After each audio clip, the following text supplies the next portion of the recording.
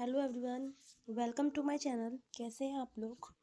तो आज हम जो पोएम पढ़ने वाले हैं उसका नाम है to the pupils of the Hindu college by Henry L Derozio. इनका पूरा नाम है हेनरी लुइस विवियन डिरोजियो और इनको हम शॉर्ट में हेनरी एल डिरोजियो बोलते हैं। तो सबसे पहले हम पोइट के बारे में जान लेते हैं। तो जो हमारे पोइट हैं उनका लाइफ पीरियड 1809 से 1831 था। तो ये एक बेहद कम उम्र में एट द एज ऑफ 22 मर गए थे ड्यू टू कोलेरा। ये एक तरह का बुखार था। तो पहले टाइम ज़्यादातर लोग इन्हीं चीज़ों से मर जाते थे, बुखार, हैज़ा, डायरिया, क्योंकि पहले इतनी मेडिकल के बारे में अवेयरनेस नहीं थी, तो लोग ऐसे ही मर जाते थे। इनके जो फादर थे वो एक पुर्तगीज़ थे, मतलब पुर्तगाली थे, और साथ ही जो इनकी मदर थी वो इंग्लैंड से थी, तो ब्रिटिश थी, इंग्लिश वुमेन थी। लेकिन जो ये थे लुइस डिरोजियो, ये मतलब दिल से हिंदुस्तानी थे। 17 की एज में इनको एज अ टीचर अपॉइंट किया गया हिंदू कॉलेज में, जो कि कोलकाता के अंदर है, पहले कैलकाटा बोलते थे। अब आप सोचिए कितनी कम उम्र में इन्होंने इतनी अचीवमेंट हासिल कर ली, क्योंकि हमारे यहाँ 17 की उम्र में ज़्यादातर 12th पास किया होता है। इनकी जो टीचिंग स्टाइल थी, मतलब जिस जोश से ये पढ़ाते थे, उसमें एक ललक इन्होंने जगा दी अपनी टीचिंग स्टाइल से, या एक भावना जगा दी लिबर्टी, इक्वालिटी और फ्रीडम की। किसके अंदर? बच्चों के अंदर। इनकी एक्टिविटीज़ के ज़रिए, मतलब इनकी एक स्पिरिट इन्होंने जो ये जगाई बच्चों के अंदर, उसके कारण बंगाल में एक इंटेलेक्चुअल मूवमेंट यानी कि बौद्धिक एक मूवमेंट शुरू हो गया, जिसका नाम दिया गया यंग बंगाल मूवमेंट। मतलब ज़्यादातर जो बच्चे वगैरह थे वो इनसे बहुत ज़्यादा इंस्पायर्ड हो गए कि ये जो टीचर एक ऐसा आया है जिसने कि फ्रीडम, लिबर्टी, इन सब चीज़ों को लेकर बात की है। तो जिसकी वजह से एक यंग बंगाल मूवमेंट वहाँ पर शुरू हो गया। साथ ही इनकी कुछ फेमस पोएम्स हैं, जैसे कि to India my native land और द फ़कीर। और इन्हें पहला नेशनल पोइट कहा जाता है मॉडर्न इंडिया का, और यह पहले पोइट थे इंडिया के जो इंग्लिश में लिखते थे। और आज हम जो पोएम पढ़ रहे हैं to the pupils of Hindi college, सबसे पहले ये पब्लिश्ड हुई 1907 में। अब आप सोच रहे होंगे कि 1831 में तो ये मर गए, तो 1907 में कैसे पब्लिश हुई? तो ये बीबी शाह के थ्रू उन्होंने एक कलेक्शन निकाला था, the political works of Henry Louis Vivian Derozio. तो उसमें ये जो पोएम है यह पब्लिश हुई, तो ये किसके द्वारा पब्लिश हुई? बीबी शाह के द्वारा, और 1907 में। साथ ही हम देखते हैं ये जो पोएम है ये 14 लाइन्स की है, तो हम इसे सोनेट बोल सकते हैं। साथ ही एक गौर करने की चीज़ है कि पोएम का नाम है the two the pupils of Hindu college. तो यहाँ पर जो प्यूपल्स यूज़ हुआ है उसका मतलब है स्टूडेंट्स, यानी कि बच्चे। एक और होता है PEOPLE, उसका मतलब होता है लोग, लेकिन यहाँ पे जो प्यूपल्स आया है उसका मतलब है बच्चे, यानी कि हिंदू कॉलेज के स्टूडेंट्स या बच्चे। अब हम अपनी पोएम शुरू करते हैं। Expanding like the petals young flowers. अब यहाँ पर पहली ही लाइन में सिमिली आ गया, लाइक, सिमिली, और यंग फ्लावर्स में मेटाफर यूज हुआ है। कैसे? तो जो यंग फ्लावर है वो बच्चों को कहा गया है, इनडायरेक्टली कहा है तो मेटाफर, और जो स्टूडेंट्स हैं उन्हें कंपेयर किया गया है यंग फ्लावर्स के पेटल्स यानी कि पंखुड़ियों से डायरेक्टली, तो यहाँ पर सिमिली है। तो पोएट क्या कह रहे हैं कि बच्चों तुम एक्सपेंडिंग यानी कि खिलने लगे हो, लाइक किसकी तरह? पेटल्स की तरह। यंग फ्लावर से यहाँ पर मतलब है जब जो फूल होता है, जब वो खिलना स्टार्ट करता है तो सबसे पहले ऊपर वाली फ़ोटो में वो एक बर्ड की तरह होता है, फिर वो बाद में खिलता है और नीचे वाली फ़ोटो की तरह पेटल्स में कन्वर्ट हो जाता है। तो पोइट कह रहे हैं कि बच्चों अब जो तुम्हारा दिमाग है वो क्या हुआ है? खिलने लगा है। किसकी तरह? बिल्कुल जो यंग फ्लावर्स होते हैं उनकी पेटल्स की तरह। I watch the gentle opening of your minds. अब वो क्या कह रहे हैं कि मुझे नज़र आ रहा है क्या? तुम्हारा दिमाग जो कि अब धीरे धीरे, जेंटल यानी धीरे धीरे, ओपनिंग, खुलता जा रहा है। मतलब अब उसे समझ में आने लगा है कि यहाँ पर मतलब सोसाइटी वगैरह में क्या हो रहा है।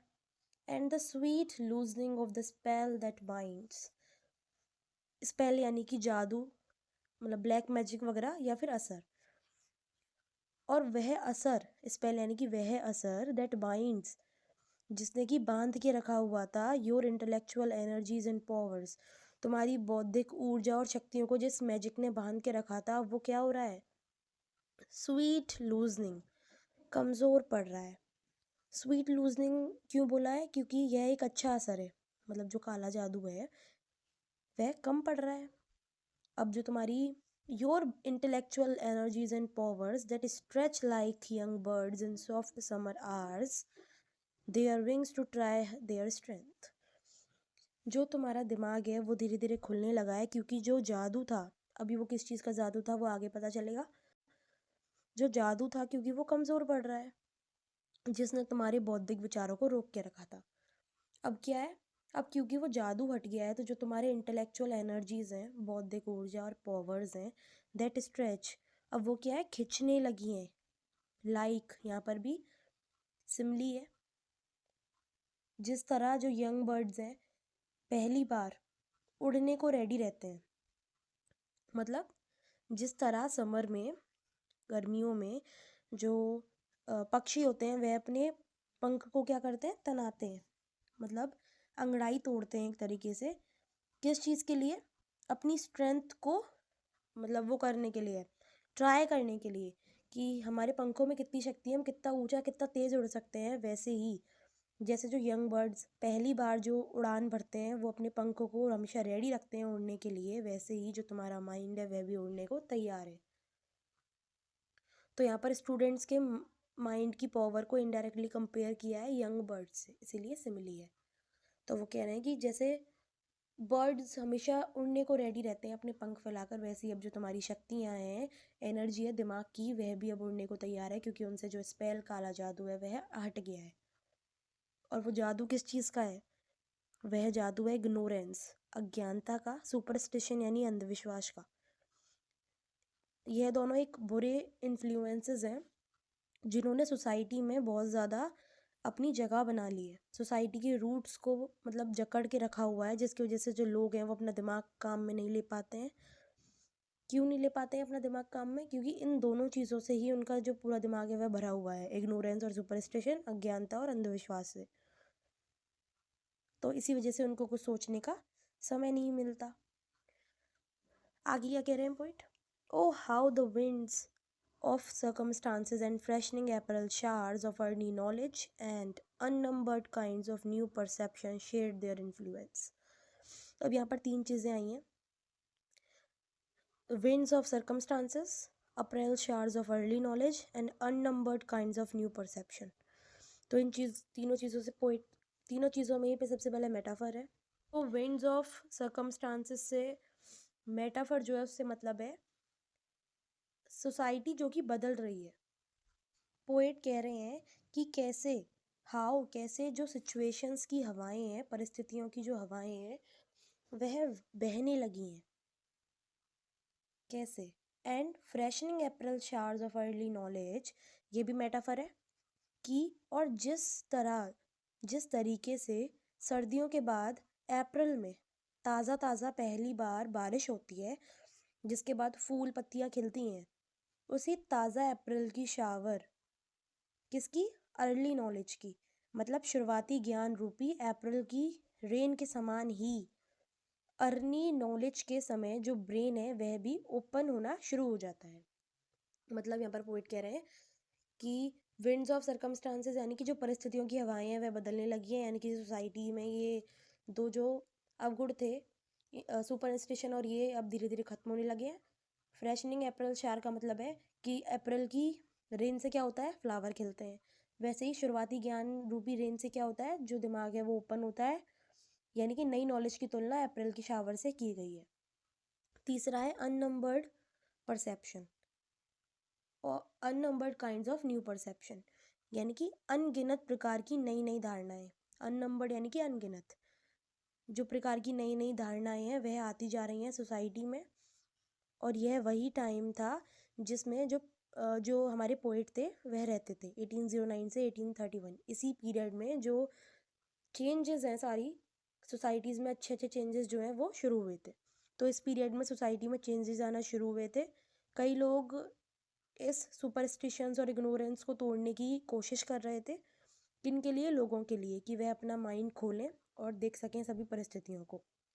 इसीलिए यह तीनों चीज़ों ने मिलकर इस इग्नोरेंस, सुपरस्टिशन, ये जो बैड इन्फ्लुएंसेस थे, इन पर असर डाला और साथ ही इन इन्फ्लुएंसेस को ख़त्म करने की कोशिश की। अब पोइट बता रहे हैं कि इन तीनों इन्फ्लुएंसेस के कारण क्या हुआ। जो स्टूडेंट्स का दिमाग है ना, ऐसी परिस्थितियों को समझने लगा और बदलाव आया। यानी कि जो बैड इन्फ्लुएंसेस थे ना, उनका तो जो शेड देयर इन्फ्लुएंस का मतलब है कि जो पुराने प्रभाव थे इग्नोरेंस और सुपरस्टिशंस के, वो खत्म होते गए और नए प्रभाव, जैसे कि जो बच्चे हैं वो इन सारी परिस्थितियों को समझने लगे, ऐसे प्रभाव आना शुरू हो गए। आगे पोइट कहते हैं, and how you worship truths omnipotence यानी कि मोस्ट पावरफुल, सर्वशक्तिमान। तो अब पोइट कह रहे हैं कि अब मैं देख सकता हूँ कि तुम्हें ये जो चेंजिंग सिचुएशंस हैं सोसाइटी की, वह समझ में आने लगी हैं। किसको? बच्चों को। तो अब तुम्हें सच की शक्ति का साथ देना होगा और किससे दूर रहना होगा? तुम्हें दूर रहना होगा इन बैड इन्फ्लुएंसेस से। और जैसे जैसे तुम इन बैड इन्फ्लुएंसेस को ख़त्म करते जाओगे, वैसे वैसे ही जो तुम्हारे दिमाग की शक्ति है वो और भी ज़्यादा खुलती जाएगी। तुम्हें सोसाइटी के बारे में और भी पता चलता जाएगा कि अब परिस्थितियाँ सोसाइटी में कैसे बदल रही हैं, क्या क्या हो रहा है। What joyance reigns upon me when I see fame in the mirror of futurity. Joyance rains यहाँ पर भी मेटाफर है, यानी कि आनंद की बारिश। तो पोइट कह रहे हैं कि मुझे कितना, अपॉन मी, मेरे अंदर आनंद की बारिश होती है। कब? जब मैं फ्यूचर के मिरर में, मिरर ऑफ फ्यूचरिटी यानी कि भविष्य के कांच में, भविष्य के मिरर में मैं तुम लोगों को फेम, प्रसिद्धि हासिल करते हुए देखता हूँ। जब मैं देखता हूँ कि तुम लोगों ने प्रसिद्धि हासिल कर ली है, जब मैं मतलब सोचता हूँ तुम्हारे फ्यूचर के बारे में, तो मुझे बहुत ज़्यादा खुशी होती है, यह सोच सोच कर कि तुमने कितनी बड़ी चीज़ें अब हासिल कर ली हैं। और साथ ही पोइट क्यों कह रहे हैं कि उन्होंने फेम हासिल कर लिया है? क्योंकि जो पोइट हैं वे कह रहे हैं कि मुझे तुम्हारे अंदर बदलाव नज़र आ रहा है, तुम्हारे दिमाग में से वह जो स्पेल ऑफ इग्नोरेंस और सुपरस्टिशंस का जो बुरा प्रभाव था वो ख़त्म होता जा रहा है, तो वो भी मुझे नज़र आ रहा है। इसी वजह से मुझे तुम्हारा जो फ्यूचर है वह प्रसिद्धि को छूता हुआ दिखाई पड़ रहा है। वीविंग द चैपलेट्स, चैपलेट्स यानी फूलों की माला, वीविंग यानी बुनते हुए। You have yet to gain then I feel I have not lived in vain. Poet कह रहे हैं कि फूलों की माला बुनते हुए मुझे, यानी कि जो माला तुम्हारे फ्यूचर में तुम्हें प्राप्त होगी वह मैं बुन रहा हूँ, क्योंकि वह टीचर है। तो मतलब उन्हें स्टेजेस पे चढ़ाया है शुरू से, जिसने प्रसिद्धि पर जिसने पहुँचाया है, तो वो टीचर है। फूलों की माला मतलब जब भी कोई प्रसिद्धि हासिल वगैरह करता है तो उसे सबसे पहले फूलों की माला पहनाई जाती है, तो इस वजह से यहाँ पर चैपलेट्स आए हैं। तो अब वे सोच रहे हैं कि तुम्हें फूलों की माला मिल रही है आगे चल के, तो वो मैंने ही तो तैयार की है तुम्हारे लिए, मैंने ही तो बुनी है, यानी कि तुम्हारी प्रसिद्धि तक पहुँचने की जो सीढ़ी है वो मैंने ही तो तुम्हारे लिए तैयार की। देन आई फील, तो अब मुझे फूलों की माला जो मैंने बुनी, तो अब मुझे फील हो रहा है कि जो मेरा जीवन है, नॉट लिव्ड इन वेन, वह व्यर्थ नहीं है, क्योंकि मैंने तुम्हें जो सिखाया है तुम उसी पर अमल करोगे फ्यूचर में, तभी तो तुम फेम हासिल करोगे, मुझे पूरा यकीन है। तो मैं खुश हो जाऊंगा किसको देखकर? तुम्हारे फेम को देखकर, तुम्हारी प्रसिद्धि को देखकर, और मैं यह सोचूंगा कि जो मेरा जीवन है वह सार्थक हो गया, मैंने तुम्हारे लिए कुछ किया, और जो मेरे प्रयास हैं, जो मैंने जीवन में तुम्हें कुछ ना कुछ सिखाने का प्रयास किया, वह व्यर्थ नहीं गए, वह बेकार नहीं गए। तो ये थी हमारी पोएम। बेसिकली जो हमारे पोइट हैं वो उस टाइम पर, मतलब जब वो पढ़ाते थे बच्चों को, उनको एक मैसेज देना चाहते थे कि अब जो सोसाइटी है हमारी, उसमें जो चेंजेस हैं वह होना शुरू हो गए हैं, और जो ये बुरे प्रभाव हैं, मतलब सुपरस्टिशंस और इग्नोरेंस, अज्ञानता, और ये जो अंधविश्वास के जो प्रभाव हैं ये ख़त्म हो रहे हैं। तो तुम्हें अब पता होना चाहिए कि क्या सही है क्या गलत है, तुम्हारे अधिकार क्या हैं, और तुम्हें समझना होगा कि तुम्हें वो अधिकार कैसे प्राप्त होंगे। तुम्हें अब यह भी समझना होगा कि तुम्हारे लिए आगे क्या ज़रूरी है, यानी कि तुम इक्वालिटी को कैसे प्राप्त करोगे, फ्रीडम को कैसे प्राप्त करोगे, और साथ ही तुम कैसे ये जो हमारे अनटचेबिलिटी वगैरह का ये पूरा सिस्टम है इसे कैसे ख़त्म करोगे। तो ये एक तरह की पेट्रियोटिक पोयम है। हेनरी एल डिरोजियो के थ्रू लिखी गई। तो यही थी हमारी पोयम। इसमें कई सारे सिमिली और मेटाफर्स यूज़ हुए हैं, जैसे कि जो यंग फ्लावर्स हैं वह बच्चों को कहा गया है इनडायरेक्टली, तो इसमें मेटाफर था। स्टूडेंट्स को कंपेयर किया गया है सीधे सीधे यंग फ्लावर्स के पेटल से, पंखुड़ियों से, तो यहाँ पर सिमिली था। साथ ही जो बच्चों का दिमाग है उसकी जो शक्ति है उसको डायरेक्टली कंपेयर किया किससे, यंग बर्ड्स से, तो इसी वजह से यहाँ पर सिमिली था। और विंड्स ऑफ सर्कमस्टांसेस यानी परिस्थितियों की हवाएं, April showers of early knowledge, और साथ ही unnumbered kinds of new perception, इसमें मेटाफर था। साथ ही जॉयंस रेन्स, इसमें भी मेटाफर यूज़ हुआ है। तो कई सारे इसमें फिगर ऑफ स्पीच थे। तो अगर आपको पोएम से रिलेटेड किसी भी चीज़ में कुछ भी प्रॉब्लम हो तो आप मुझसे कमेंट करके ज़रूर पूछ सकते हैं।